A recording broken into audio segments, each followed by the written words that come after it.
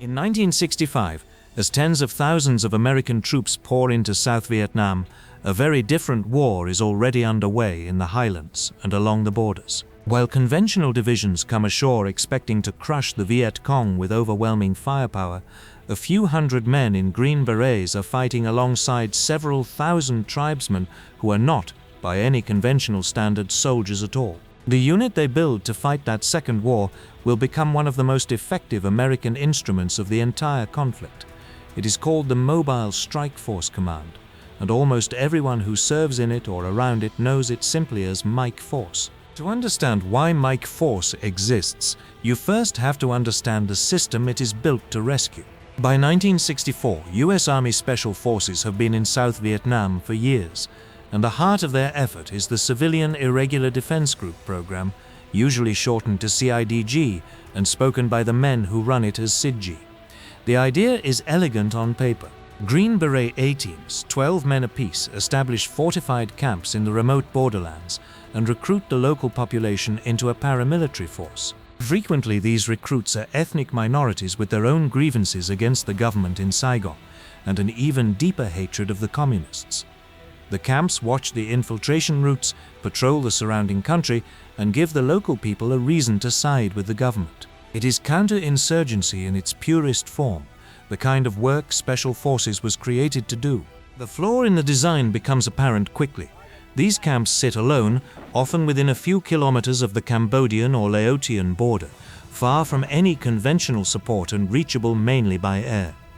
A camp under serious attack has almost no one to call. The garrison is the garrison, and if a regiment of regulars decides to overrun it, the defenders either hold with what they have or die where they stand. In the language of the institution, there is no reserve. Special Forces has spread itself across the map and kept nothing back because it has nothing to keep back. By late 1964, the consequences of this arithmetic are mounting in Third Corps, the zone around Saigon, where Viet Cong activity is rising and CIDG camps are increasingly the targets of deliberate assault. What is needed is a force that can move, a unit that does not wait to be attacked, but can be flown to a threatened camp and dropped into the fight. The first answer is small. An outfit called Eagle Flight stood up in October 1964 to react to emergencies at the camps in the Western Highlands. From that seed grows something larger, and in the summer of 1965, the first true mobile strike force takes shape. It takes its name, in the informal way these things happen, from a Special Forces officer named Lieutenant Colonel Miguel de la Peña, called Mike, and the name attaches itself to the concept long after the man has moved on. Mike Force is, at its root, the reserve the CIDG system always lacked. The first Mike Force is built around the Nungs, an ethnic Chinese people long settled in Vietnam, many of whose older men served in the French colonial forces and the Foreign Legion. This matters, since it means the new unit is not starting from raw recruits. There is a core of men who already know how to soldier, who fought the Viet Minh a decade earlier, and who vet the younger recruits themselves. One Special Forces NCO describes the recruiting as a self-vetting process born of necessity, the veterans vouching for their relatives and neighbors because there is no time for anything more formal. New men receive a cursory medical check, a single set of tiger-stripe fatigues, and an M2 carbine. The weapons platoons carry 30 caliber machine guns and 60mm mortars, and every element has the PRC-25 radio that ties the whole apparatus to the air power that makes it viable. There is also the matter of money, and it says a great deal about how these forces actually work. A man in the Mike Force earns roughly $55 a month in piastres, against the $12 a month paid to an ordinary CIDG striker. The Mike Force is by design the elite tier of the irregular structure, better paid, better trained, and expected to move toward the sound of the guns rather than wait behind the wire. This is a mercenary arrangement in the oldest sense, and the Americans who lead these men understand it as such. The loyalty it buys is real, but it is loyalty to the Special Forces soldiers who lead and pay them, not to an abstraction called the Republic of Vietnam. That distinction will matter enormously at the end. By 1965, the entire Special Forces effort in country falls under the 5th Special Forces Group, headquartered at NHA Trang on the coast, and as the war grows, the Mike Force concept grows with it. What began as a single improvised reaction unit becomes a standard feature of the command structure. By 1968, each of South Vietnam's 4 core tactical zones has its own mobile strike force, controlled by a dedicated Special Forces detachment. Detachment B-16 serves 1st Corps in the north. Detachment B-20, based at Pleiku, serves 2nd Corps in the Central Highlands. Detachment B-36 serves 3rd Corps around Saigon, and Detachment B-40 serves 4th Corps in the Mekong Delta. Above them all sits Detachment B-55 at NHA Trang, a Mike force answering directly to group headquarters and deployable anywhere in the country. The reserve now has a national reserve of its own. The internal structure is consistent across the commands, and it inverts the way the conventional army works. A Mike Force battalion is led by a small cadre of American Special Forces, typically 2 or 3 officers, and 16 to 18 enlisted men layered over a much larger body of indigenous troops. A rifle company of 150 to 200 men is commanded not by a captain, but by a senior NCO, a master sergeant, or a sergeant first class, with 2 or 3 other Green Berets beneath him. This places extraordinary responsibility on sergeants who, in a line division, would be leading a squad or a platoon. The composition of the indigenous element shifts by region. The Nungs concentrate in the 3rd Corps force around Saigon. The Highlands forces draw on the Montagnards, the collective name for the Highland tribal peoples, the Jarai, the Bana, the Rad, whom the French called the Mountain People and whom the lowland Vietnamese marginalized for centuries. The Delta forces recruit Khmer Krom, ethnic Cambodians native to the southern provinces. What these groups share is a position outside the Vietnamese mainstream and a long antagonism toward both the communists and the Saigon government, which makes the Americans their most reliable patrons. The training reflects the missions they are expected to perform. Unlike the static CIDG strikers, Mike Force troops are trained as airborne and airmobile infantry, qualified to parachute and, far more often, to air assault by helicopter into a landing zone near a threatened camp. This air mobility is the entire point.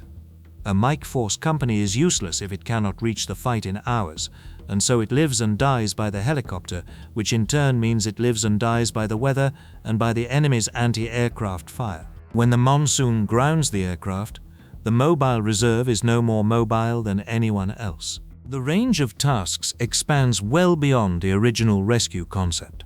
They relieve and reinforce camps under siege, which remains their signature mission. They recapture camps that have fallen.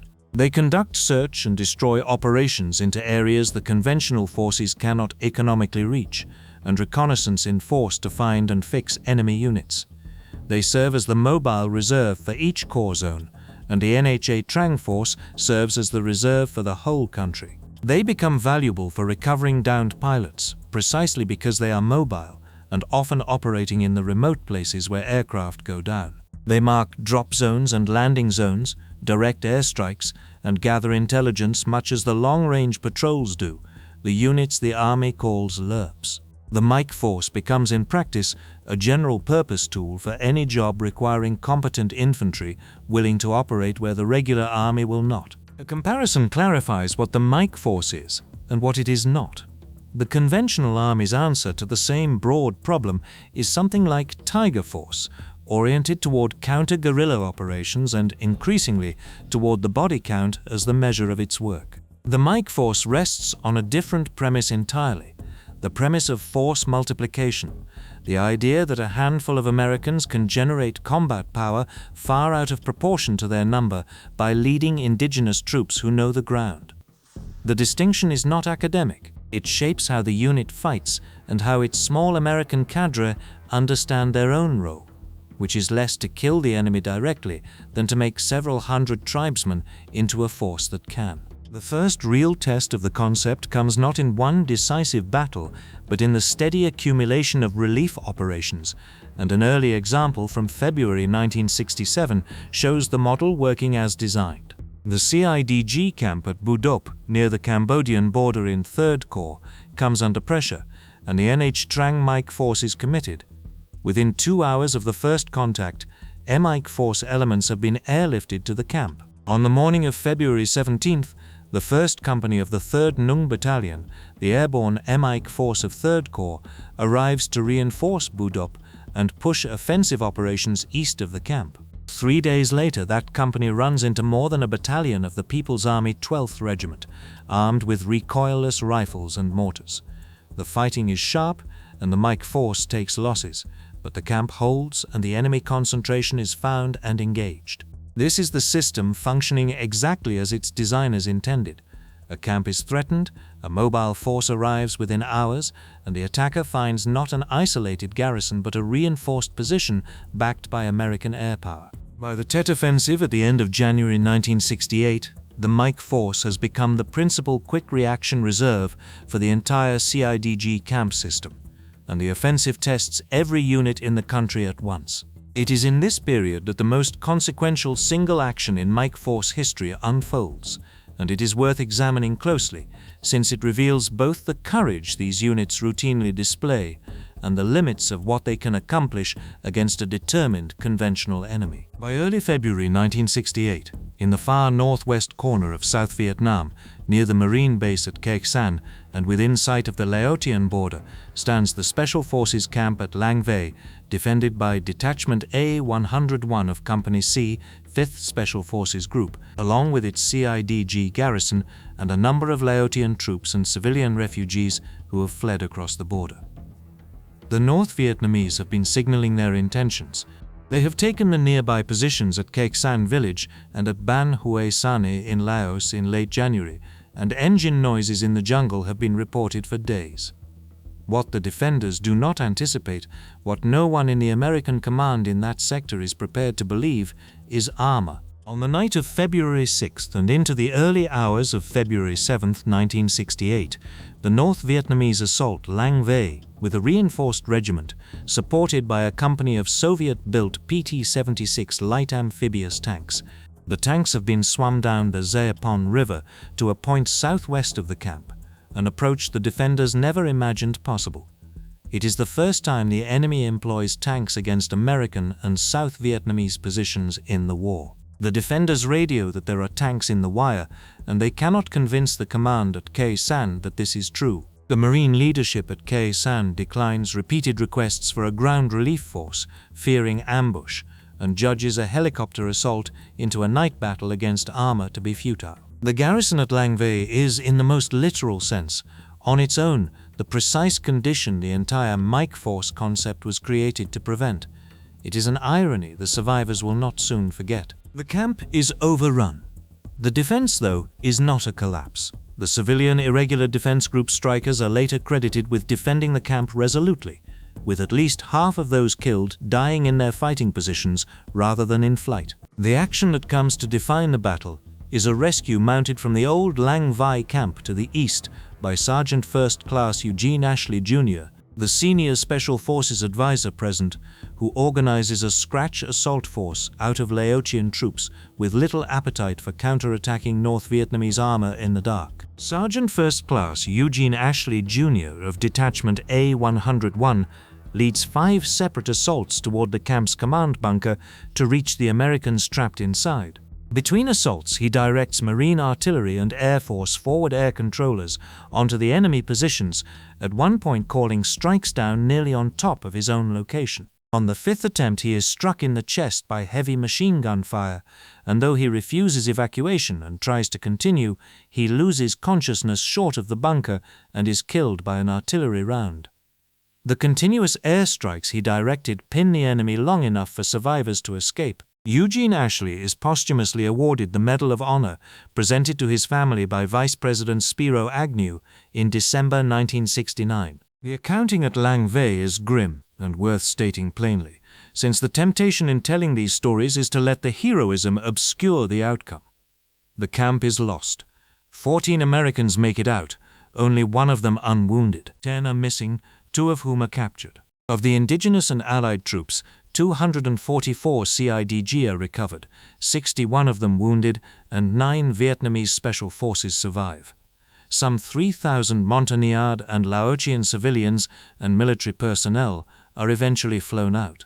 North Vietnamese losses are estimated at around 250 dead and 7 tanks destroyed, though figures of this kind from overrun positions are always uncertain and should be treated as estimates rather than counts. A reaction force under Major George Quamo is helicoptered into Old Lang Vei to assist in recovering survivors, and it manages what the planners hoped a relief force could do. But it arrives after the camp is already lost. Lang Vei demonstrates something the Mike Force concept never fully reckoned with. The mobile reserve works beautifully against the enemy the system was designed to counter, a Viet Cong or North Vietnamese force attacking a camp with infantry and indirect fire, where the arrival of a reinforced company and its supporting air power can turn the battle. Against a combined arms assault by a reinforced regiment with armor and heavy artillery, mounted at the precise moment when every other unit in the country is fighting for its own survival, no reserve is going to arrive in time, and the command structure above cannot even bring itself to believe the threat is real. The reserve depends on the willingness of others to commit it, and at Lang Vei that willingness is not there. Across the rest of the Tet period and into the years that follow, the Mike Force keeps doing the work it was built for, and the records reflect a competence that endures even where individual actions have faded from memory. Through 1966 and 1967, the overall strength of the Mobile strike forces roughly doubles, and by Tet, the units are committed across all 4 core zones as the fires break out. In the Central Highlands, in the Delta, along the borders, Mike Force companies are flown to threatened camps, used to screen and reinforce, and pushed into the cross-border sanctuaries that conventional units are politically barred from entering for much of the war. They operate in Cambodia, where the geography of the war's logistics offers the most lucrative targets, and where the political sensitivities mean the work is done quietly and not always acknowledged. The pattern of these operations tells American commanders a great deal about an enemy order of battle the regular forces cannot easily reach. There is a recurring observation in the recollections of the Americans who lead these units, consistent enough to be treated as analysis rather than sentiment. The indigenous troops, the Montagnards especially, are superb in their own environment, and their behavior in the jungle is itself a form of intelligence. The American advisors learn to read their mood. When the strikers are relaxed and talkative on an operation, the surroundings are probably safe. When they fall silent and grow watchful, the American with them grows watchful too, because the tribesmen sense the country in a way no outsider can match. This is the practical meaning of force multiplication. The value the indigenous soldier adds is not merely numerical. It is the deep local knowledge a transplanted American division, however well equipped, simply does not have. What the Mike Force achieves across its operational life is best measured not in territory held, since these units rarely hold anything, but in capability provided. They give the entire CIDG system the reserve it lacked, and in doing so they extend the life and effectiveness of the border camp network through the middle years of the war. They provide a means of striking into areas the conventional army cannot or will not go. They recover pilots, gather intelligence, and repeatedly show that a small number of Americans leading well-trained indigenous troops can generate combat power far beyond their headcount. In a war where the conventional measures of progress, the body counts and the kill ratios, distort understanding more often than they clarify it, the Mike Force represents a different and arguably sounder theory of how the war should be fought, one built on the population and the terrain rather than on attrition. That theory, though, is never the one that governs the American effort as a whole, and the fate of the Mike Force is ultimately decided by a policy that has nothing to do with how well the units fight. By the end of the decade, the strategy of Vietnamization is transferring the war to South Vietnamese hands, and the irregular programs special forces built are folded into the regular South Vietnamese structure. In 1970, the Mike Force as a special forces command is effectively dissolved, its functions handed over as the 5th Special Forces Group prepares to leave the country. The CIDG camps are converted into South Vietnamese Ranger battalions. For the indigenous soldiers, this is something close to a betrayal, and the men who led them understand it that way. The loyalty of the Montagnards, the Nungs, and the Khmer Krom was always to the Special Forces soldiers who recruited, paid, trained, and fought beside them, not to a Saigon government that had marginalized their peoples for generations. When the Americans are ordered to turn their forces over to South Vietnamese command, the foundation of that loyalty is removed. The arrangement that made the Mike force effective, the personal bond between the Green Beret cadre and the tribesmen, does not survive the transfer because it cannot. It was never transferable. The units continue under South Vietnamese control into 1974, but the thing that gave them their character is already gone. The Mike force occupies an unusual place in the history of the American war. It is among the most effective instruments the United States fields in Vietnam, and it is effective precisely because it operates on principles the larger war ignores: patience with local knowledge, investment in indigenous capability, and a willingness to fight on the enemy's terms in the enemy's terrain.